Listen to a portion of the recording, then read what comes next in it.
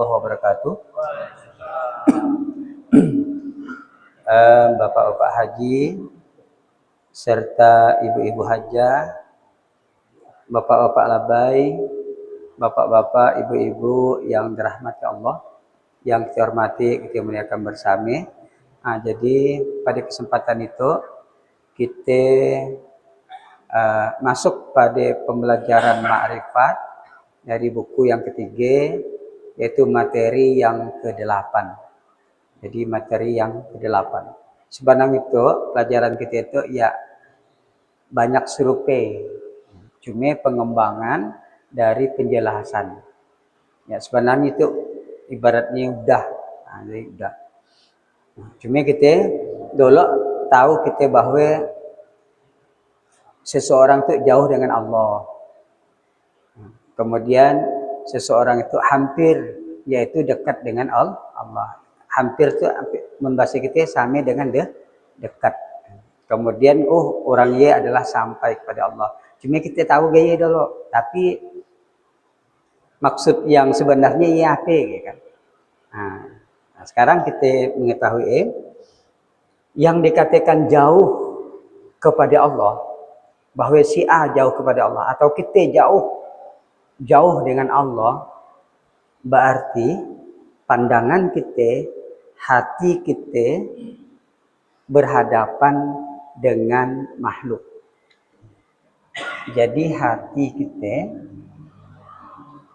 atau pikiran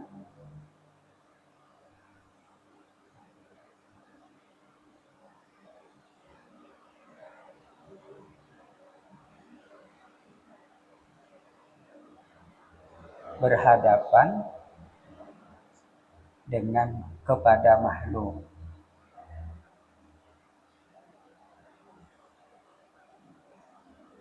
Kepada makhluk.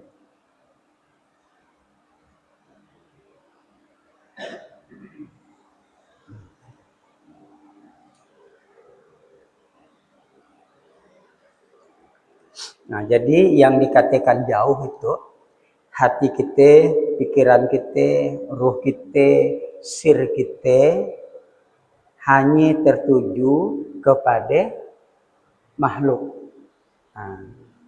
Walaupun kita beribadah kepada Allah, tertuju kepada makhluk dalam kita beribadah, maka kita bukan dekat tapi malah dikatakan jauh kepada Allah. Misal kita sholat, tapi ternyata kita sholat kan memang menyembah Allah, tetapi hati kita, pikiran kita, perasaan kita itu hanya kepada selain Allah. Makhluk kan berarti selain Allah. Misalnya, mudah-mudahanlah dengan aku sholat tuh kalau panjang umur, rezeki melimpah. Jadi hanya tertanam kepada rezeki melimpah, panjang umur, sehat badan, maka kita sebenarnya Pak jauh dengan Allah. Karena apa? Hati kita hadapkan kepada makhluk. Rezeki kan rezeki makhluk, sehat makhluk, panjang umur makhluk. Apabila kita tertanam pikiran kita ke sini, walaupun kita menyembah Allah, Allah cemburu dengan kita. Karena tujuanmu sholat itu bukan tertuju kepada aku, tapi tertuju kepada rezeki yang nak kuberikan, sehat yang nak kuberikan, umur yang nak kuberikan ke kau. Padahal itu tidak perlu kita ingat, tidak perlu kita hadapkan kepada kalian. Itu dah jelas pasti kuberikan juga sebenarnya. Tapi kita dah minta dulu membelakangi aku. Padahal kalau kita betul-betul ya tetap kuberi rezeki. Mun kita betul-betul tetap kuberi sehat. Mun kita betul-betul tetap kuberi umur. Mudahan panjang pendek lah. Di situ. Jadi yang dikatakan jauh kepada Allah adalah orang yang menghadapkan dirinya kepada selain Allah, yaitu makhluk. Nah, dia baru tahu kita jadinya. Mendolok kan jauh kau lain. Nah, buat dosa jauh kau. Betul, memang iya. Ternyata ibadah kita pun jadi jauh. Nah, ibadah kita pun jadi jauh. Nah, akhirnya kalah menjadi istidraj. Nah, kena sule oleh Allah. Makin kita berbuat jahat, makin kita berbuat yang ibadah makin bagus, makin kena sule, kena beri karomah, hak dan sebagainya.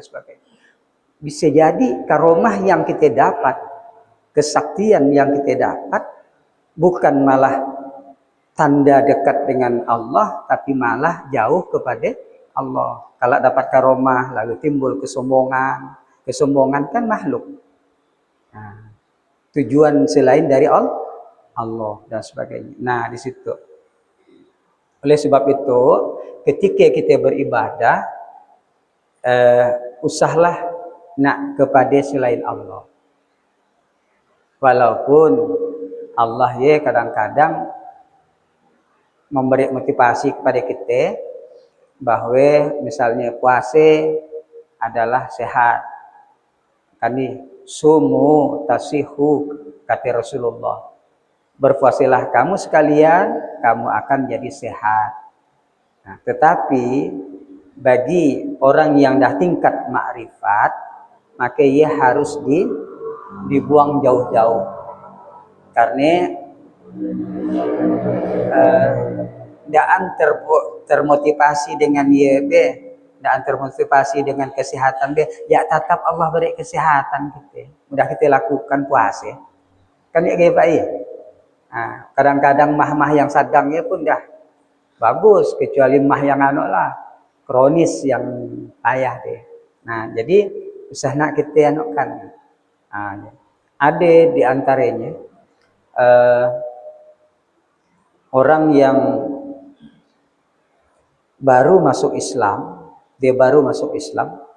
lalu dia harus pisah dengan bapaknya, emaknya dan sebagainya. Yang orang tuanya dia sebenarnya orang kaya, tapi karena dia keluar dari agama Islam, jadi kekayaan orang tuanya tidak bisa diwariskan.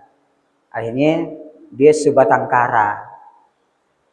Nah, punya istri dan harus keluar dengan istrinya juga. Maksudnya dengan orang tuanya, dia bawa istrinya lah. Maka dia nak mencari kerajaan, mencoba nak mencari kerajaan baru ibaratnya. Dan lalu dapat Pak. Supan dengan bini. Jadi dia tidak berani balik karena sian polehan. Dia dia keraja, sian polehan. Jadi akhirnya udah 3 hari dia, maka dia memutuskan, aku nak keraja dengan Allah. Dia memutuskan Pak. Yang tadi kan nak keraja dengan manusia, tidak ada kan nak beri kerajaan oleh manusia. Lalu dia bertekad, aku nak keraja dengan Allah. Selama berapa hari itu. Lalu kerajalah dia dengan Allah. Apa keraja dengan Allah? Yaitu ibadah. Semampu dia bisa. Solat, berzikir, terus. Udah sampai masanya, maka dia balik. Beranikan diri. Lalu dia ambil karung, pasir disiing. Karung disiingkan pasir. Disiing. Madahkan kalak ke bininya, pasir itu adalah gandum. Kalian makan gandum belah-belahan. Langsung dipikulnya. Sebelum datang di rumah dia itu mencium bau masakan dari dalam rumah tang bau tuh ngopi nak bemasak mak biak tuh. Padahal ndak ambil api-api. Aku pun bawa pasir. Nak nipan lah daripada disik nak dibawa ya bah. Nah, padahal kalau ke bini gandum. mun pasir ya lating salah kayak untung-untungan deh tuh. Kemudian sekali makin masuk, masih masuk, Assalamualaikum, waalaikumsalam. Kemudian bininya bergegas untuk magiing, kemudian madahkan, bang kita makan nyaman hari itu, kasal deh. Dari mana nih makanan nih? Ade orang antarkan nih. Ade 3G emas, bolokan pak, mau dijual belenya ya, bukan si gram 2 gram. Ada 1 balok, ibarat baru 1 balok. Lalu setelahnya kau jual lagi, lah bang, langsung kubalikan. Itu apa pesan orang yang ngantarkan? Itu adalah hasil kerja dengan Allah, upah sehari itu dapat segi segi batangan isuk gaya age menano ya bro sehari isuk gaya age lah. Jadi setelah apa abang bawa gandum, memang dah gandum minyan, jadi gandum laka dia mimpi malamnya ternyata dia dimasukkan ke dalam surga. Setelah emas tadi kurang sigi, kan dia 3 hari dah 3 hari di ibadah dapat 3G kan, cuma dia bari panjar sige dulu, dilihat di pampang dia dia melihatnya ngape tang 2G itu jinye itu nak sape tuh emas tuh nak mula hasil kau kerja 3 hari tang 2G yo dah kau ambil sige yang kami berikan kami berikan yang kita masak di dalam mimpi. Kemudian melade maka dia setelah dia bertobat dengan Allah. Indah agi aku nak kerja dengan Allah macam itu.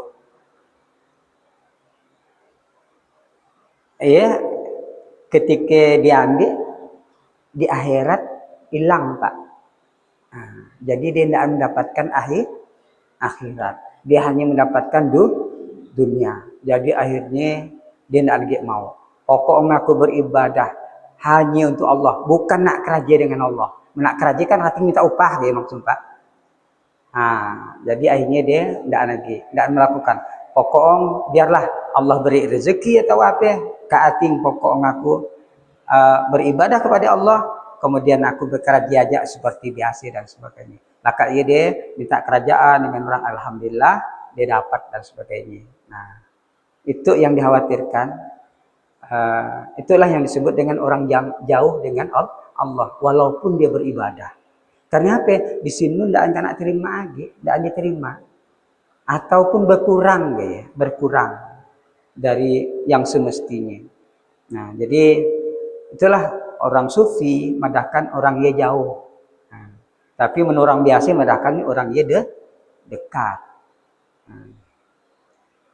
Nah, itu nang suke, nang nak kesaktian, suke nak karomah, suke yang. Nah, itu dia orang yang jauh sebenarnya Pak. Jauh. Mangkilah kadang-kadang ujungnya orang yang sakti apa dan sebagainya, tidak bagus ujungnya dalam hidupnya. Ujungnya biasanya tidak bagus. Ada aja hal-hal yang membuat dia celaka.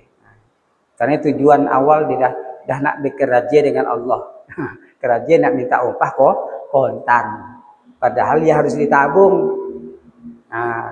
Di bank supaya kalau bebungnya di sinun itu pokok ongko dia ambil di mana nak jadi bebungnya. Jadi itulah yang disebut dengan jauh. Jadi yang jauh bukan hanya sekedar yang pembuat dosa, ya dah jelas. Tapi yang beribadah pun bisa dikatakan jauh apabila dia tujuannya adalah untuk dunia, dihadapkannya untuk dunia. Itu dia. Itu dikatakan jauh. Kemudian dikatakan hampir hampir atau dekat.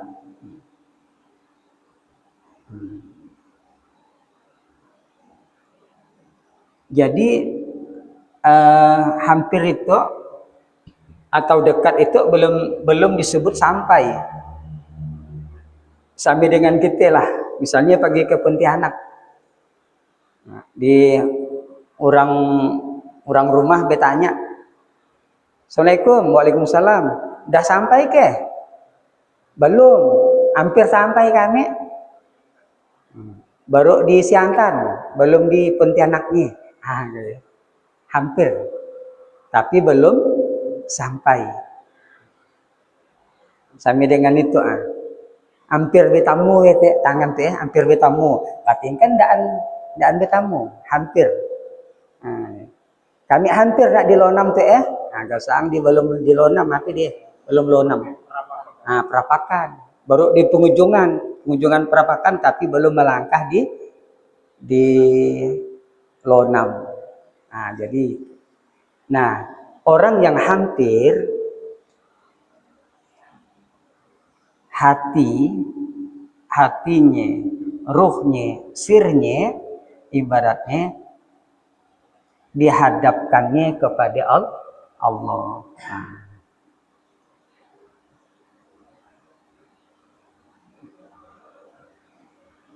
Kepada Allah. Artinya dia selalu ingat kepada Allah. Dia selalu ingat kepada Allah. Dia udah merasa terliputi itu kepada Allah. Dia merasakan kehadiran Allah Subhanahu wa taala. Bukan kehadiran ya. Kehadiran tidak cocok, Pak. Berarti Allah hadir, berarti Allah bergerak. Bergerak makhluk. Jadi di situ hatinya selalu ingat kepada Allah dan merasakan kehadiran Allah. Tapi dia itu belum melihat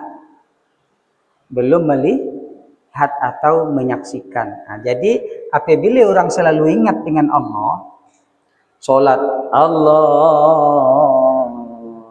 Akbar, merasa dia ingat kepada Allah yang Maha Besar, kemudian dia merasa disaksikan oleh Allah, merasa disaksikan, Pak, bukan menyaksikan, merasa disaksikan, merasa didengar, merasa diketahui oleh Allah, bahwa Allah itu Maha Kuasa, Maha melihat, Maha mendengar dan sebagainya. Dia merasakan, maka orang itu artinya udah hampir sampai kepada Allah. Hampir, Pak. Sampingan kita baru diperapakan dia. Dah merasakan adanya lonam yang nak kita hadapi. Tapi belum melihat lonam. Baru merasakan dekatnya lonam dengan dia. Tapi belum merasakan. Situ dia merasa dekatnya dengan Allah. Dia selalu ingat kepada Allah. Apapun dia tetap ingat kepada Allah. Tentang kebesaran Allah dan sebagainya. Tetapi dia belum menyaksikan. Baru merasakan dan ingat kepada Allah. Maka orang itu disebut hampir. Itu dah lumayan, Pak, kita gitu. Hampir itu dah lumayan. Dah lumayan. Jadi tidak dianggap jauh, tapi udah dianggap dekat. Itu.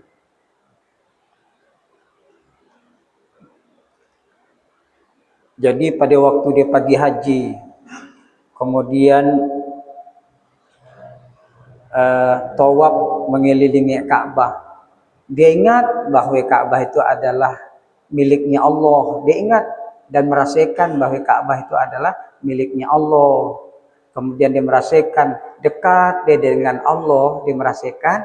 Maka orang yang semacam itu, misalnya juga dia sholat, bahwa merasa disaksikan oleh Allah, dilihat rukuknya, sujudnya dan sebagainya, rasa disaksikan oleh Allah, dia merasakan, maka orang itu udah hampir sampai kepada Allah Subhanahu wa taala. Maka berbahagialah orang yang semacam itu.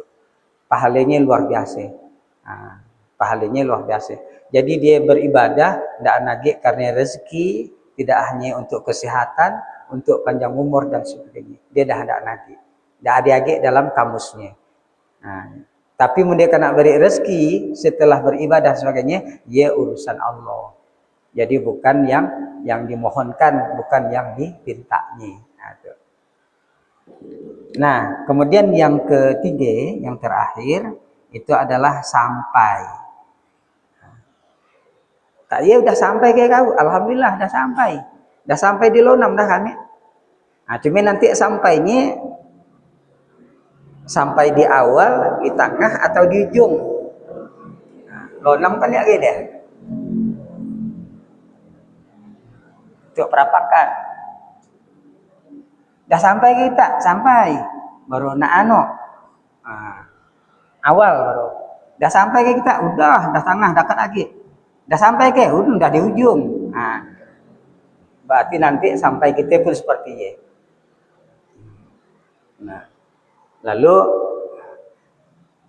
sampai itu yang dimaksud dengan sampai adalah ketika hati seseorang, ruh seseorang, sir seseorang itu udah tidak ada lagi yang diingat, tidak ada lagi yang dirasakan, tidak ada lagi yang disaksikan, melainkan hanya Allah Subhanahu wa ta'ala. Jadi dia bukan hanya sekedar mengingat aja, bukan sekedar merasakan, tapi dia sudah menyaksikan.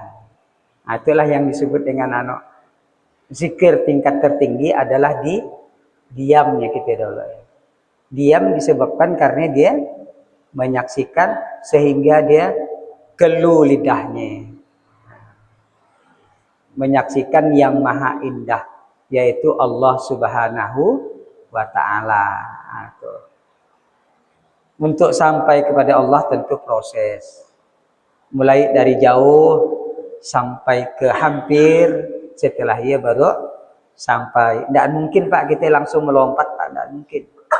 Langsung melompat ke sampai, tidak. Ke jauh dulu.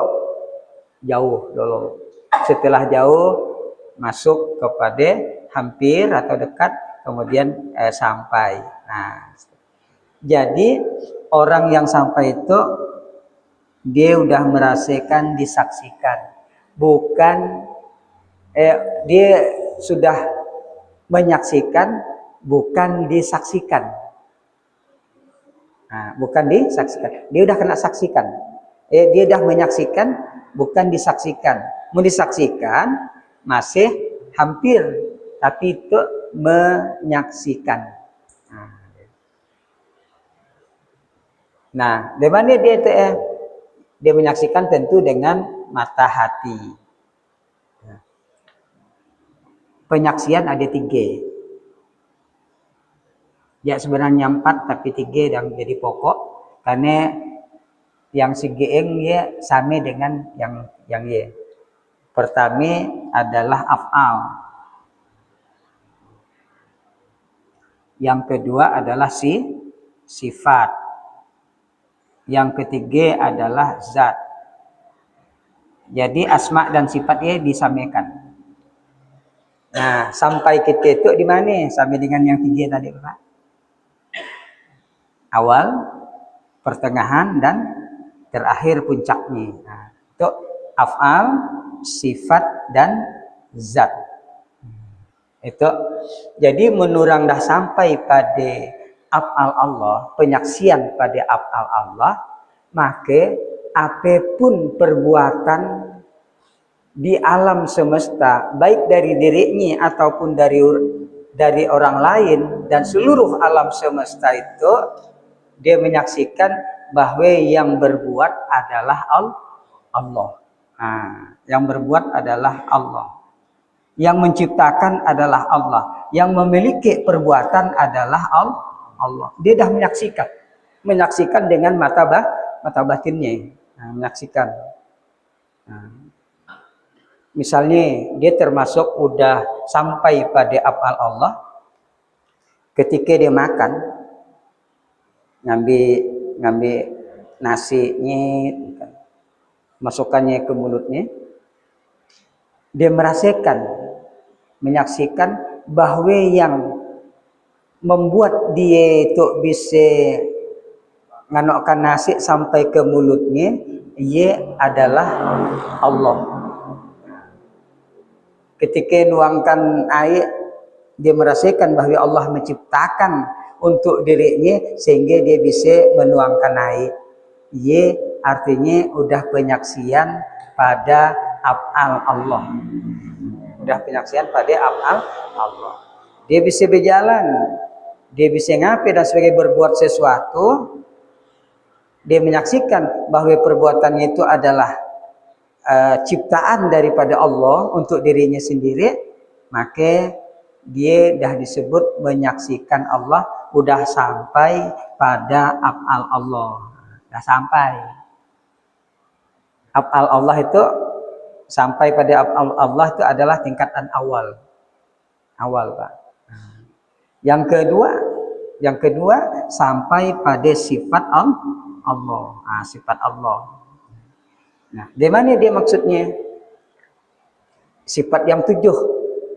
Misalnya sifat yang 20, ya kita jadi Allah. Sifat 20 wujud kidam bakok ya. Kidam dengan bakok ya jadi Allah kita. Nah, jadi sifat yang 7, kudrat, iradat, ilmu, hayat, sama, basar, kalam.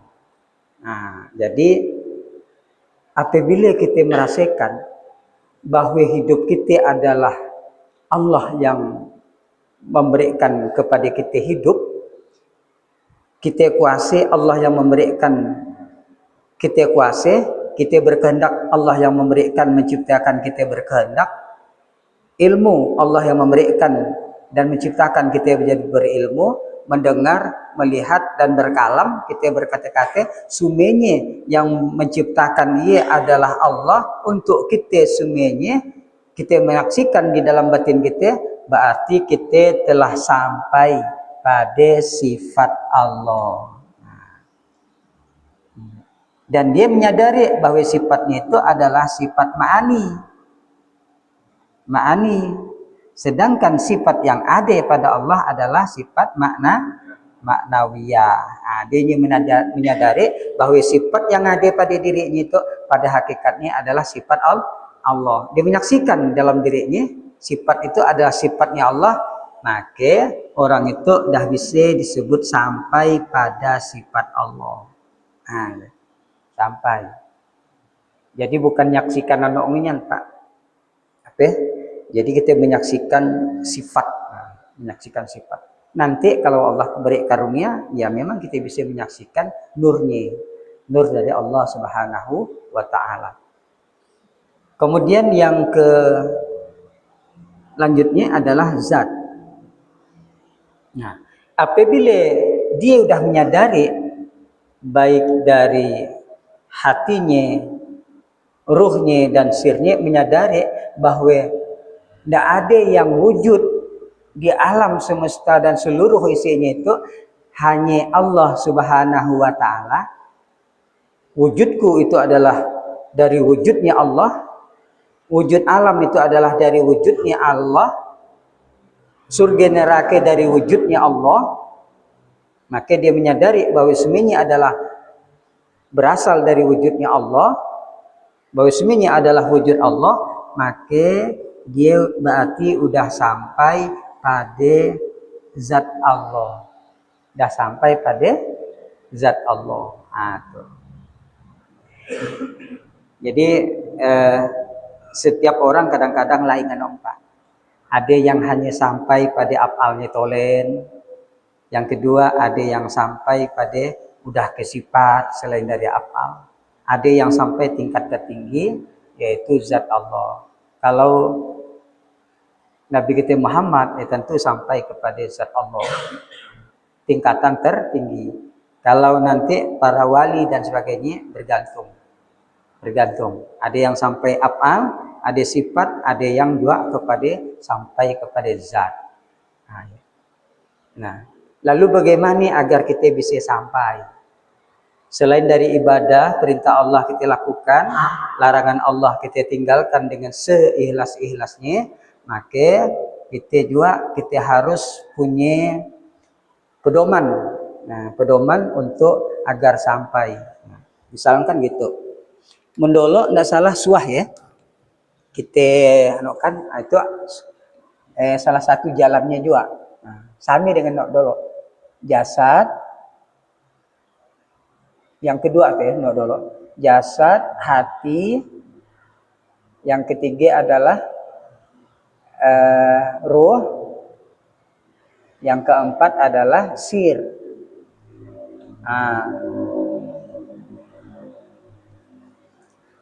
Bagaimana agar kita bisa sampai kepada Allah? Agar kita bisa sampai kepada Allah, yang pertama itu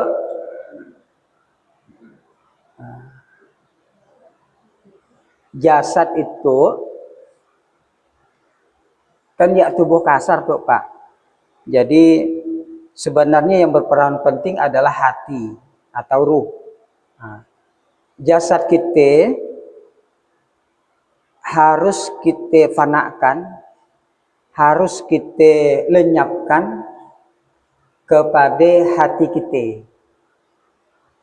Jadi jasad itu dah dianggap kita berfungsi, tapi yang berfungsi adalah hati. Jadi ya anaknya. Kemudian hati kita apabila dah sampai ke hati, jasad itu dah siap lagi anaknya. Fungsinya bagi kita, maka sudah sampai ke hati, maka hati pun harus kita lenyapkan. Harus kita fanakan, harus kita lebur ke dalam ruh kita. Dalam ruh. Apabila dah sampai kepada ruh tingkatan kita, maka kita lenyapkan lagi. Kita panakkan ruh. Kita hancurkan ruh menuju kepada sir. Nah, kalau dah sir, sampai kepada sir, apa kata Allah? Di dalam sir ada ana. Di dalam sir ada ana, yaitu aku. Berarti apabila kita dah sampai, dah kita hancurkan hati, dah kita hancurkan jasad, hati, ruh kita hancurkan, maka ketiga-tiga itu dah dia berfungsi, cuma yang bermain adalah sir. Nah, apabila sudah tampak, udah sampai tingkatan sir kita, udah jelas spontan, kita akan menyaksikan ana, akan menyaksikan aku, kata Allah. Berarti kita sampai kepada Allah. Nanti akunya itu aku af'al, aku sifat, atau aku zat. Nah, ya maksudnya ya tentang Allah ya tadi. Jadi mun kita nak Pak, nak mudah sampai ibaratnya, maka itu yang nak kita lebur Pak. Karena gitu pada pikiran kita, perasaan kita, hati kita, ruh, maka yang bergerak tuh menurut kita itu awalnya yaitu dia ya. Bukan apa-apa yaitu tubuh. Mangkilah sakit tanganku, aku tidak bisa nak berjalan dan sebagainya. Kita menyadari bahwa itulah yang melakukan pergerakan. Padahal yang melakukan pergerakan kan ya hati, atau istilah ruh, hatilah doloi. Hatilah yang membuat yang kita kesinun, kesie, berdiri, duduk, tidur. Ya hatilah yang menyuruh. Tapi ternyata kita hati tidak lalu kita libatkan. Jadi yang kita libatkan hanya itu. Maka berarti kita belum mempanakkan, belum melebur jasad. Maka hendaknya itu jasad itu harus dilebur kepada hati. Maka dalam rasa kita bukan tubuh yang bergerak tapi di balik tubuh adalah hati. Maka lenyaplah yang kasar yaitu tubuh. Maka tinggal lagi hati. Nah, apa kata hati? Dah kita tuliskan dah kata hati. Jadi tubuh dah tidak lagi apa-apa. Solat kata hati. Mau tak mau, walaupun tubuh kita itu rasa kapak, karena sibuknya tadi bekerja dan sebagainya, mau tak mau solat. Apa kata hati? Nah, berarti jasad lebur kepada hati. Allahu Akbar, walaupun berat, tapi hati tetap tegak. Nah, misalnya pagi saruan undangan umpamanya suatu kewajiban, mau tak mau walaupun berat rasanya, tapi hati tetap tegak, maka kita saruan dan sebagainya. Maka hati udah tubuh udah takluk, jasad udah takluk kepada hati. Nah, setelah baru tingkatan kan? Nah, tingkatan itu belum hampir. Setelah kita harus turunkan lagi. Hati harus takluk kepada ruh. Nah, ruh itu kan untuk mencintai, untuk apa dan sebagainya, itu mencintai Allah dengan sekuat tenaga. Kemudian ibadah luar biasa, ruh yang main. Hati itu masih kadang-kadang cerewet. Karena hati itu ada yang jahat, ada yang baik. Nah, nafsu-nafsu di dalamnya. Nah, sekarang ditaklukkan nafsu-nafsu yang ada di hati, kemudian langsung merujuk kepada ruh. Nah, ruh dah suci dah. Nah, berarti ketika kita mengamalkan ibadah, maka udah tidak ada lagi sanksi, tidak ada ragu, tidak ada merasa terpaksa dan seterusnya. Dia dah tertuju kepada Allah. Nah, setelah ruh pun harus dirujuk lagi kepada yang terakhir. Inti daripada ruh adalah sir. Sir itulah tempat ibaratnya Allah madahkan. Di dalam sir adalah ana. Nah, apabila kita dah masuk dalam lokasi sir, maka tidak ada lagi pandangan lain selain dari Allah Subhanahu wa Ta'ala. Tinggal lagi nanti sirnya itu penyaksiannya APK amal, sifat dan zat. Bergantung nanti tinggal lagi makin suci sir. Tadi kan baru masuk kepada sir, baca amal, dicucikan lagi, akhirnya kepada sifat, dicucikan lagi sir, akhirnya sampai kepada zat. Sebagaimana Nabi Muhammad pernah menyaksikan Allah ketika dia Isra dan Mi'raj, masuk ke Sidratul Muntaha. Sidratul Muntaha ibaratnya dalam diri kita adalah sir. Masuk di dalam Sidratul Muntaha, disinilah kita menyaksikan Allah Subhanahu wa Ta'ala. Tapi kata Rasulullah, aku hanya menyaksikan nurnya Allah. Nah, nur, karena di balik nur adalah zat. Mudah menyaksikan nur berarti sami dengan menyaksikan zat. Nah, karena zat memang batin Pak, tidak bisa disaksikan. Jadi ibaratnya nur aja lah yang kalian saksikan kata Allah. Nah, jadi di situ. Jadi hanya itu aja yang dapat kita jelaskan. Insyaallah ya ada kaitan-kaitan lagi dalam pembelajaran yang lain. Kita cukupkan. Assalamualaikum warahmatullahi wabarakatuh.